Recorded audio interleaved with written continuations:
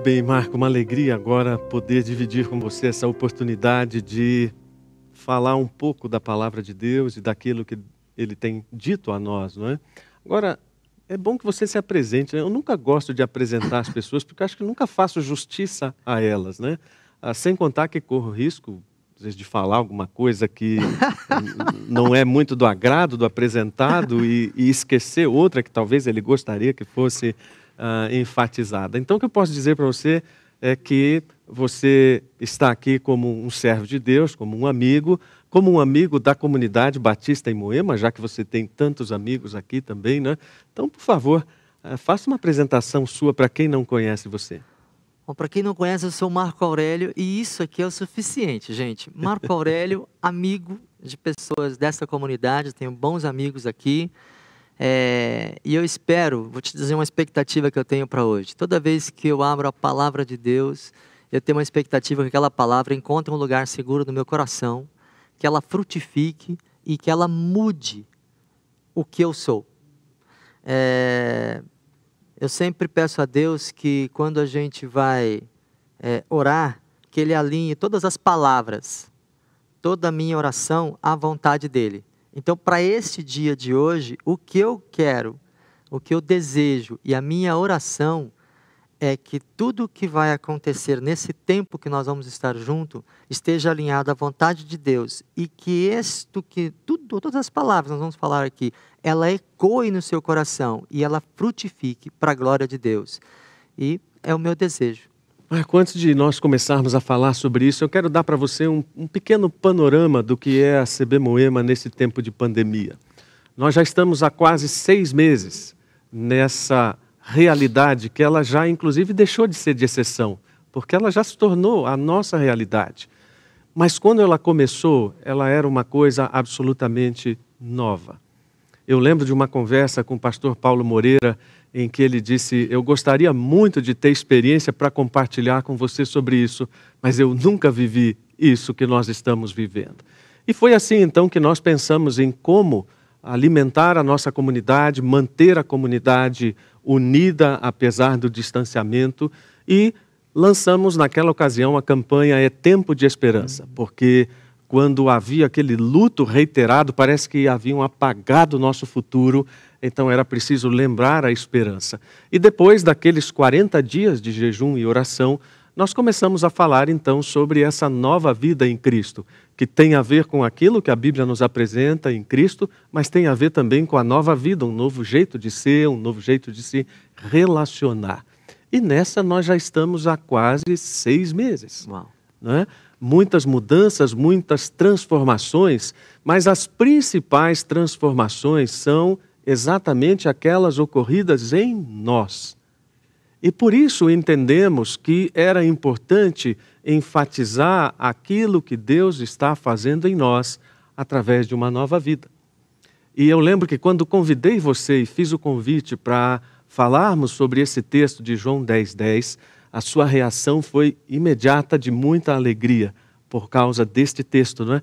O ladrão vem para roubar, matar e destruir, mas eu vim para lhes dar vida, uma vida plena que satisfaz. E que bom então que nós estamos aqui para compartilhar, porque você, sendo uma pessoa que trabalha tanto com pessoas, eu quero fazer uma pergunta para começar a nossa conversa, né? Como você está vendo todas as transformações que as pessoas estão enfrentando e as transformações que elas estão passando? Ou seja, que tipo de gente, fazendo uma pergunta um pouquinho mais específica, que tipo de gente a pandemia ou o distanciamento social está gerando? Na verdade, eu acho o seguinte, a gente tem hoje, por conta do medo, a gente tem um medo generalizado. A OMS diz que nós somos o país mais ansioso do mundo, então isso é verdade. Nós temos uma ansiedade, temos pessoas, eu conversei com um amigo psiquiatra, e ele dizendo que nós estamos vivendo um inverno glacial, e as pessoas estão nesse ambiente, mas ao mesmo tempo, o que você encontra? Você encontra gente querendo reter o que tem, né, guardando o que tem, com medo do dia de amanhã. Você tem gente acumulando, você tem gente que se tornou egoísta, então eu tenho que guardar porque amanhã eu posso não ter. Então, porque não tem uma incerteza, né? Nosso mundo está incerto, ele está um mundo volátil, ele está um mundo onde é complexo, ele é um mundo ambíguo, mas é também gente que transformou o cuidado com o outro numa discussão política, que não faz o menor sentido, mas tem gente que faz isso. Famílias que estão brigando dentro de casa, não se suportam mais, e não se suportam na questão de suportar o outro para que o outro cresça, se desenvolva, e aí a convivência fica quase que insuportável. Nós temos um índice de divórcio crescente, nós temos violência doméstica aumentando, nós temos uma carga horária de trabalho aumentada. Lá em casa nós estamos os 4, e dentro de casa cada um num quarto, eu e a Gê na sala, a minha esposa.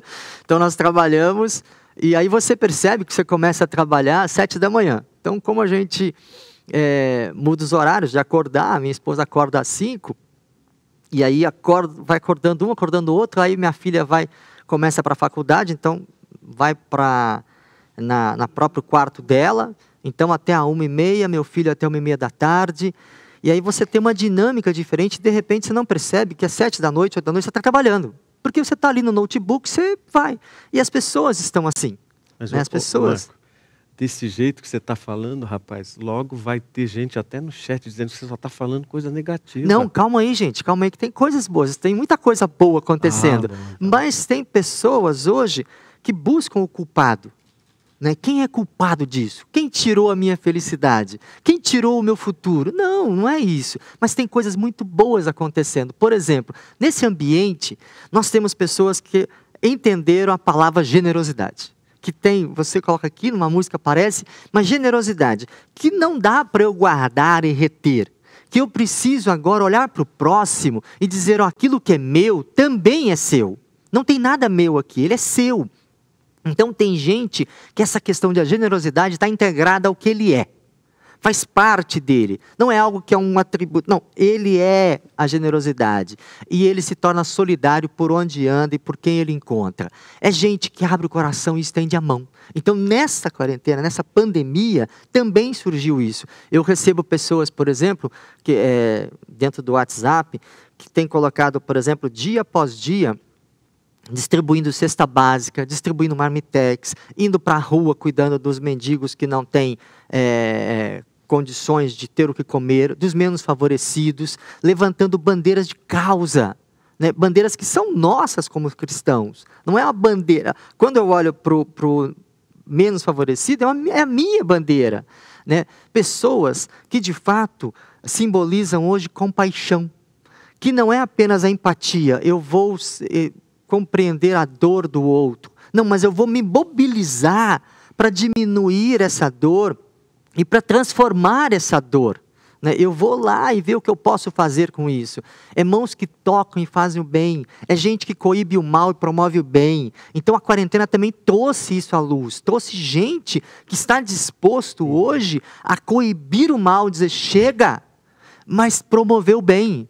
Gente que expressa a sua fé, não no ambiente da comunidade coletiva, que é maravilhoso, mas expressa a sua fé na rua, expressa a sua fé nos ambientes de família, vai expressar a sua fé com obra, vai expressar a sua fé com uma ação de mudança da realidade e do status quo. É gente que, de fato, hoje está comprometido com a mudança de si e do próximo. Então, a quarentena trouxe isso. A quarentena trouxe essas pessoas que elas, na verdade, já existiam. Mas elas foram, de alguma maneira, o holofote veio dizendo, gente, é necessário. E aí, qual é o nosso papel? Né? O nosso papel aqui. Né? E eu penso que é isso que a pandemia tem trazido. É um desafio para cada um de nós, olhar para ela e dizer assim, ok, então é isso que me está posto. Como é que eu vou entrar nesse lugar? E o que é que eu tenho para contribuir com esse lugar? Esse Jesus, que disse que me deu uma vida em abundância, essa vida que está em mim, como é que ela chega nele? Nele. E assim vai. Ou seja, o desafio de lidar com essa falta de esperança está diretamente ligado ao desafio de manter todas as perspectivas de vida que estão nesse texto. não é? Sim. E nós temos uma coisa interessante, eu estava lendo essa semana, de um dos teólogos do século XX, que teve um enorme drama pessoal com a sua própria filosofia e com a sua teologia com a Primeira Guerra. Porque no começo do século XX havia um otimismo com tudo, e principalmente com um neo-humanismo, mas aí estourou a Primeira Guerra Mundial. Então esse teólogo ele conta que numa das noites em que houve um bombardeio na cidade que ele morava, ele percorreu praticamente a noite inteira por corpos e corpos, procurando amigos, procurando pessoas para ajudar. E numa dessas noites, com tamanha exaustão, ele adormeceu entre os cadáveres. E ele disse, aquilo acabou com a nossa teologia. A nossa teologia ruiu porque ela não tinha bases sólidas. Ela não tinha realmente uma confiança em Deus. Então, nós não suportamos ver a tragédia, não suportamos ver o sofrimento, não suportamos ver tudo aquilo que afetava a nossa mensagem. Então, quando nós começamos a falar sobre esperança, uma das preocupações que eu tinha particularmente era essa. Será que as pessoas vão entender ou vão achar que nós somos escapistas? Né? Porque, como você disse, tem gente transformando esse debate de cuidado num debate político, e hoje é muito chato, porque se você fala que as coisas estão ruins, que há pessoas morrendo, as pessoas dizem, puxa, mas você só pensa no pior. Se você diz que é preciso ter esperança, as pessoas dizem, bom, mas você é sempre escapista, sempre falando de uma realidade que não existe, né? Então se fica difícil agradar, né, gregos e baianos nessa história, porque não tem como você chegar a um equilíbrio. A realidade boa convive com a realidade ruim, e Deus é soberano sobre todas essas coisas. Então, logo no começo eu mencionei que, infelizmente, muitas perspectivas cristãs foram construídas sobre temores de destruição. Ou seja, todo o nosso imaginário, tudo aquilo que nós pensamos como vida cristã é calcado numa ideia de destruição. Vai acabar, vai destruir. E, na verdade, a palavra de Deus ela é baseada numa mensagem de esperança.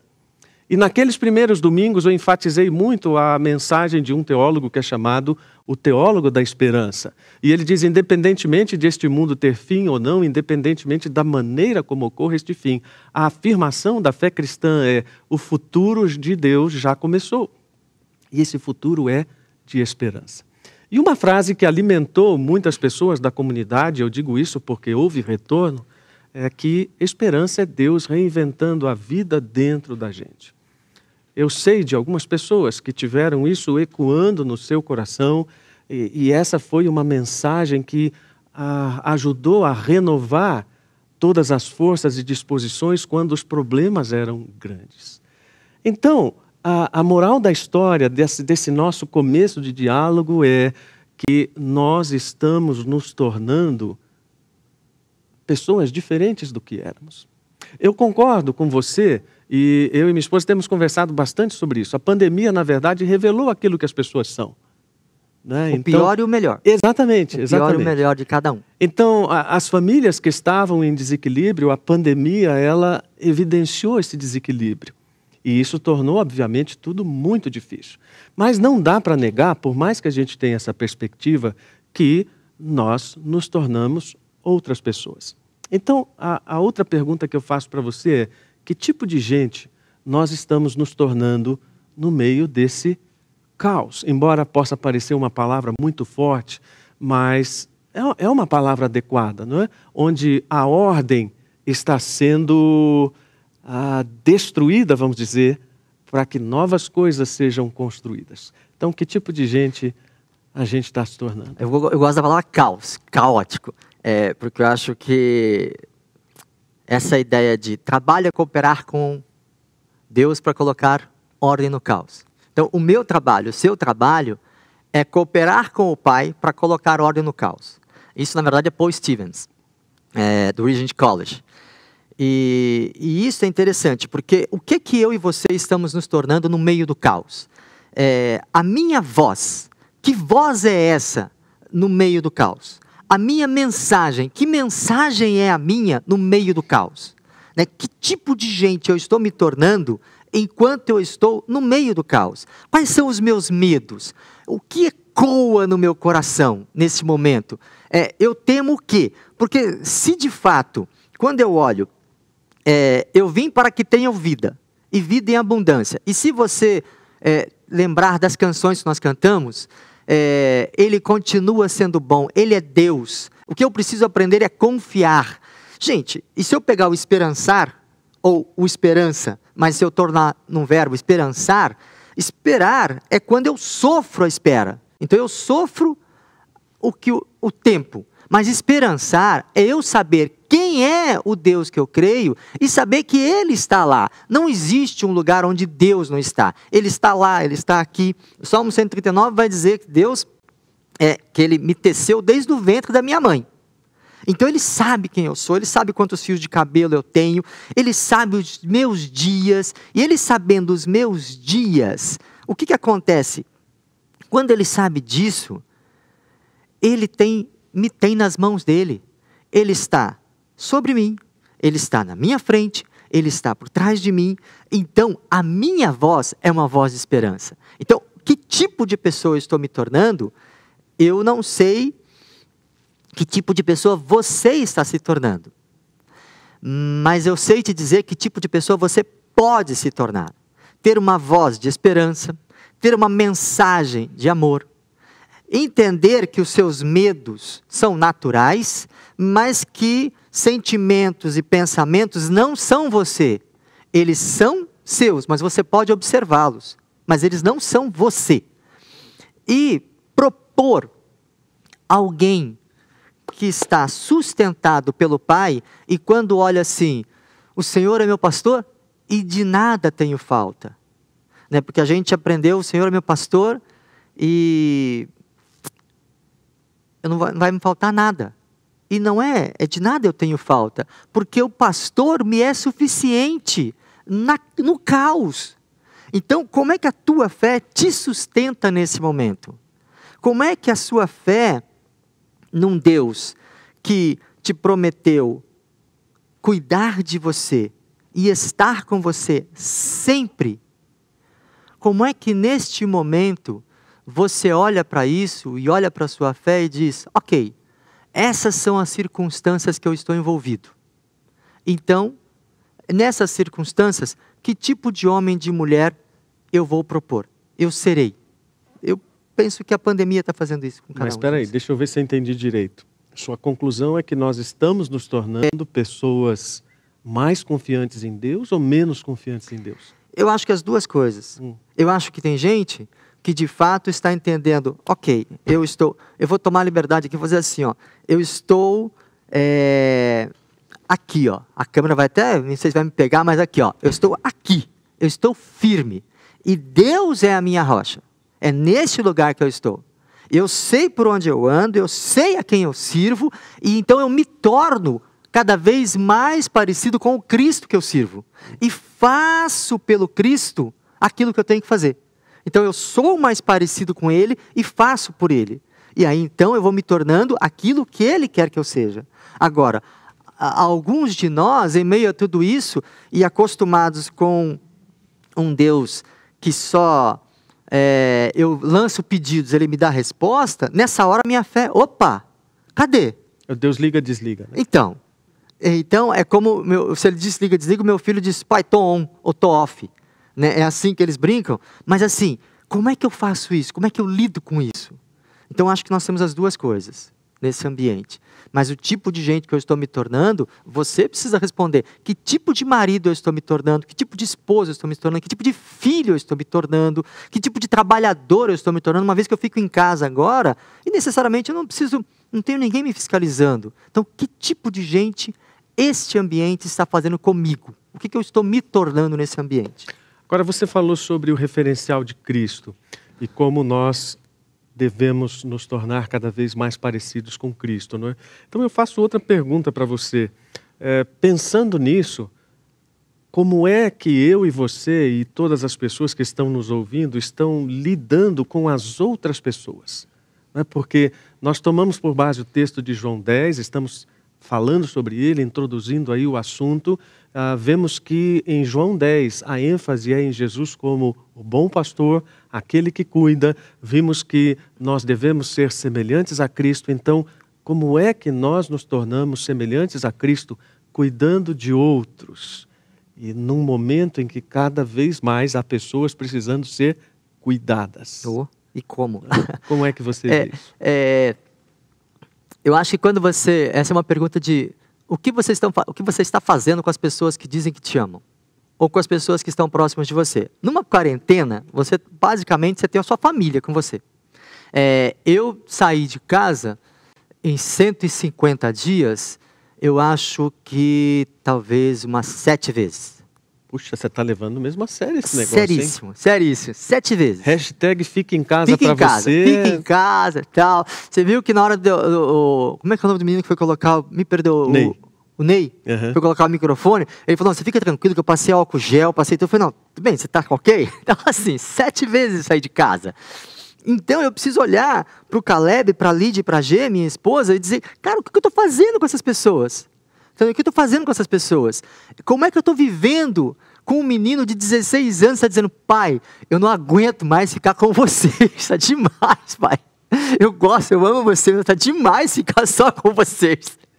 E aí, tem hora que a minha filha diz assim, nossa, pai, a mãe hoje passou, viu? Nossa, tá difícil. Então, somos nós 4 ali dentro daquela casa, daquele apartamento de 70 metros quadrados, mas que a gente convive, assiste os filmes juntos. A gente parou de assistir filmes a gente assiste filme iraniano, chileno, chinês, indiano, filme argentino. A nossa é assim agora. A moral da história, se tivesse um pandemômetro, você ia estar feio no negócio, hein? Nossa, e como? Mas, uma das coisas é, o que eu faço com essas pessoas? Como é que eu me torno um pai melhor? Como é que eu me torno uma mãe melhor, um filho melhor? E aí, meu querido, nessa hora precisa vir para cá, ó. Precisa vir o seguinte, como é que eu expresso? Como eu expresso amor, compaixão? Como é que eu saio da minha família e olho para o meu pai, eu olho para o meu vizinho, eu olho para as pessoas que estão próximas, eu olho para os apelos de WhatsApp que eu recebo. Você tem uma série de pessoas dizendo, cara, eu preciso de trabalho, ó, eu preciso disso. Eu recebo um monte de currículo, eu falo, peraí, deixa eu ver, ó, quem é que eu posso ajudar? Né? Quem é onde eu posso encaminhar esse currículo? Onde eu posso conversar? Então, assim, como é que você se mobiliza e cuida das pessoas que estão ao seu lado? Né? Como é que você, nesse momento, é hora de solidariedade, é hora de aceitação. Né? Eu acho que uma das grandes coisas é aceitar o diferente com as diferenças dele. A gente tem mania de aceitar o diferente, mas quer que ele mude. Mas como isso? A gente quer que quando o fulano entra por aquela porta da comunidade, ele se transforme. Não, querido, ele vai se transformar no dia que ele andar com você. É andando com você e vendo o Cristo que vive em você, é que ele se transforma. Uma das frases que eu lembro de Gandhi, agora é, no Cristo de vocês eu creio. Eu tenho dificuldade com o cristianismo que vocês vivem.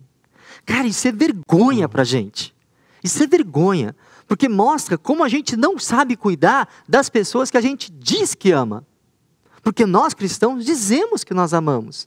Mas como é que nós cuidamos do outro? Não, o Cristo eu amo, eu levanto a mão. Mas como é que eu expresso amor pela pessoa que está do meu lado? Como é que eu expresso amor pela minha esposa, pelo meu filho, mas pelo motorista de ônibus, pelo senhor da padaria, pelo porteiro da igreja? Como é que você faz isso? Isso é expressão de generosidade. É você se doar para o outro. Não é você tirar do teu dinheiro apenas. Isso também é. Mas é você doar daquilo que você é. Né? E a questão da misericórdia. E eu aprendi com o Wilson essa semana uma definição de misericórdia. Eu falei, peraí, que eu não sabia disso. De não falar isso. Nós não combinamos não falar, mas tudo bem. Mas, que foi assim, a ideia das entranhas, as minhas entranhas se movendo na direção de você, na sua direção. Então, não dá para você querer um filho perfeito, ele não existe. Um marido perfeito não existe, uma esposa perfeita não existe. Existe é você aceitar e caminhar, e nessa caminhada trazer para a comunhão, e nessa comunhão a mudança acontece. Então, a ideia do que eu estou fazendo com as pessoas que me amam, é o quanto eu estou me doando, o Cristo que vive em mim, chegando nessas pessoas, com perdão, com misericórdia, com compaixão. Aí eu posso ser diferente. Mas se eu tivesse sabido de todo esse seu comportamento, eu tinha mudado a pergunta. Ah, é? O que fazer para essas pessoas que a gente ama sem álcool gel e máscara? Não, aí não dá, né, gente? Álcool gel e máscara é difícil. Eu preciso de álcool gel e preciso de máscara. Mas tudo que você falou é aquilo que vai além do cuidado da higiene. Sim, sim. Né? Porque isso é básico para nós. Mas você falou sobre todas as coisas que vão além do que é higiene e que, na verdade, nada mais são do que o perfil do próprio Cristo. Nessa passagem sobre a qual nós estamos conversando, Jesus se apresentou como pastor exatamente para fazer um contraste com todos aqueles líderes religiosos que não cuidavam das pessoas, né, que tinham posturas, na verdade, de aprisionamento dessas pessoas. As regras bem claras. Exatamente. Não importa quem você é, não importa o que eu posso fazer por você, o importa é que você cumpra a regra e que você faça para mim aquilo que tem que ser feito.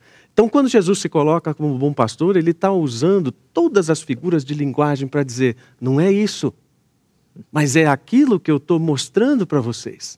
Então, a preocupação de Jesus não era propriamente ganhar ovelhas, né? Essa semana eu ouvi um comentário absurdo, mas confesso que eu nunca tinha ouvido aquilo, né, de uma pessoa completamente cética, dizendo que Jesus é esse, né, que despreza 99 ovelhas para ir buscar uma. É muito mais lógico, né, por um princípio utilitarista, dar atenção para os 99, não é? Mas essa não é a perspectiva de Cristo. A perspectiva de Cristo é de que naquilo que Ele está nos mostrando como pastor, está refletida a sua natureza divina. Então vem tudo aquilo que você mencionou e especialmente a graça. Quando nós pensamos no tempo de pandemia, no tempo de pessoas procurando culpados, no tempo de pessoas retendo, é o momento ideal para lembrarmos da graça de Deus. Especialmente quando Paulo diz, ele é tão rico em graça que comprou nossa liberdade com o sangue de seu Filho e perdoou nossos pecados. Não há nada que a graça não possa comprar ou pagar. É engraçada essa ideia porque a gente está sempre dizendo, a graça não custa nada. É verdade, não custa nada para a gente, mas custou para Deus, custou a vida do Filho dele, custou o sangue do Filho dele. E esse preço é tão alto que não há nada que não possa ser alcançado por isso. Então, a figura do bom pastor revela graça. Quando você diz o que nós estamos mostrando para as pessoas a quem amamos, eu, como pastor, sinceramente oro para que estejamos mostrando graça. Eu olho para o meu coração e peço a Deus perdão por todas as vezes que meu coração não foi gracioso. Assim como o Pai, por todas as vezes que eu não olhei para as pessoas à minha volta, como você disse, do ponto de vista ideal, que eu não olhei dessa forma, pelo contrário, meu coração não revelou a graça de Cristo. E a generosidade, porque como nós estamos falando aqui num formato diferente e num tempo abreviado, se nós tivéssemos que resumir essas duas características de um Deus que sabe cuidar, para nós espelharmos com as pessoas a quem temos que cuidar, seria, a meu ver, graça e generosidade. Não adianta pensar, como você disse, que nós vamos ter um filho perfeito ou uma realidade perfeita. Nós precisamos olhar com graça para isso. Não adianta pensar que as pessoas estão tendo o que merecem. Não, é preciso generosidade para encarar tudo isso e para olhar para elas da mesma forma que Jesus olhou para nós. Por isso, por causa dessa graça e generosidade, que Jesus tem autoridade para oferecer uma vida plena, uma vida abundante. E eu sei que você também gosta muito de falar sobre isso, né? Nas nossas conversas, por várias vezes, nós acabamos nos detendo sobre esse tema. Que tipo de vida abundante é essa que Cristo está nos oferecendo? Eu acho que a gente confunde, às vezes, a vida abundante com coisas que nós temos. E esquecemos daquilo que nós somos. Fartura na despensa, né? Por exemplo. Pode ser. É aquilo que eu tenho. e eu esqueço de é aquilo que eu sou. Se nós estamos nessas circunstâncias, e às vezes nós oramos para que Deus mude radicalmente a circunstância.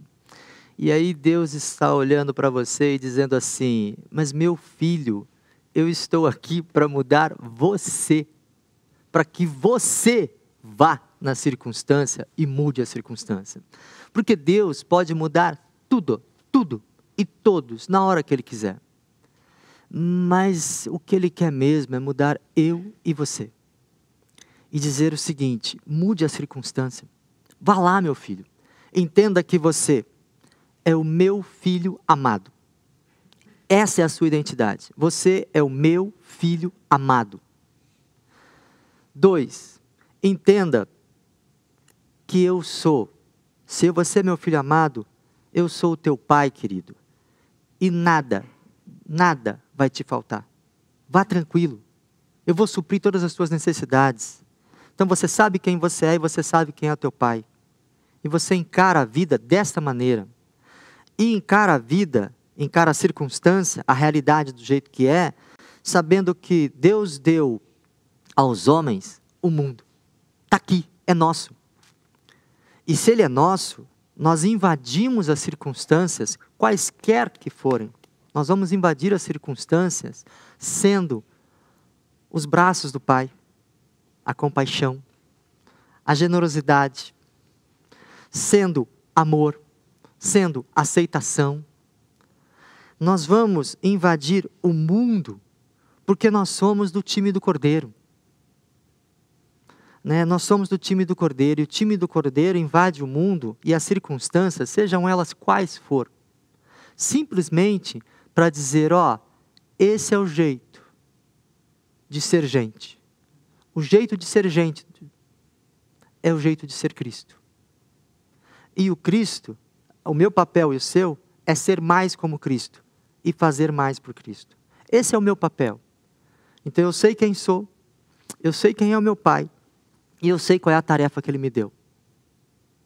E enquanto eu faço isso, eu glorifico o Pai e me alegro nele. Simples assim. Mas eu sou a extensão de Deus. Eu sou a extensão, aonde eu toco, é o toque do Pai. Onde eu abraço, é abraço de cura. E se a gente não pode se abraçar hoje, a gente pode ligar. A gente pode mandar uma mensagem no WhatsApp. A gente pode dizer, olha, você é muito importante. Eu tenho orado por você. Você faz parte da minha vida. E não só de quem está perto de você, mas quais são as pessoas, instituições, que você pode atuar e invadir? Quais são as circunstâncias que você pode mudar?